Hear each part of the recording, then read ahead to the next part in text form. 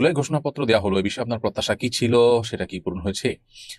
আমার প্রত্যাশা কি ছিল সেটা তো বড় কথা না। আমার ধারণা এদেশের গণমানুষের প্রত্যাশা জুলাই ঘোষণার মধ্যে প্রকাশ পায়নি।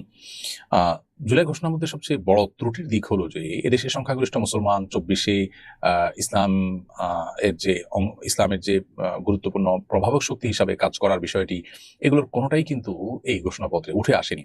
এর বাইরে বিডিআর হত্যাকাণ্ড, তারপরে শাপলা হত্যাকাণ্ড, এরকম আরো অনেক ঘটনা আছে যে ঘটনাগুলো জুলাই আ উম উম ঘোষণাপত্রে উল্লেখ থাকা প্রয়োজন ছিল এবং খুবই প্রাসঙ্গিক ছিল, কিন্তু সেগুলো উল্লেখ হয়নি।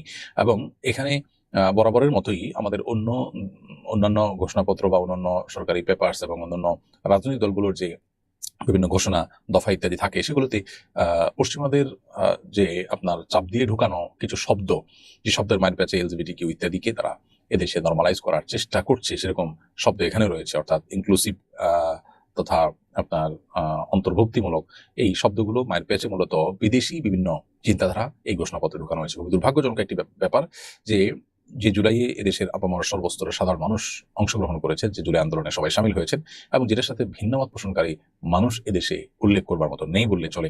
সেটি আসলে দেশের সংখ্যাগরিষ্ঠ মানুষের চিন্তাধারার প্রতিফলন সেটাতে খুব একটা ঘটেনি। বরং এটি সুস্পষ্ট বিভিন্ন এনজিও, বিভিন্ন বিদেশি শক্তিগুলোর বিভিন্ন পুশ করে দেওয়া জিনিসগুলো এখানে প্রকাশ পেয়েছে।